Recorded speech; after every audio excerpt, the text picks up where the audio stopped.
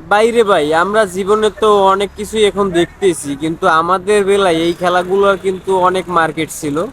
যেমন আমরা সারাদিনকে এই সুপারি গাছের খোল বা সুপারি গাছের পাতা নিয়ে আমরা অনেক মস্তি করতাম, যেমন গাড়ি চালাইতাম এটা ওটা বানানো। যখন এই দেখেন, এটা অনেক দিন পরে একটি ভিডিও পেলাম, কিন্তু আমাদের বেলা অনেক সুন্দর ছিল দিনগুলি। আসলে বাস্তবতা অনেক সুন্দর ছিল।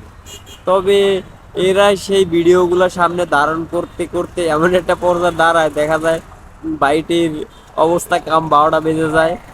তো বাইটি অবশেষে ট্রাকটি থামাইলো, থামানোর পরে দেখা যায় তার কি হয়।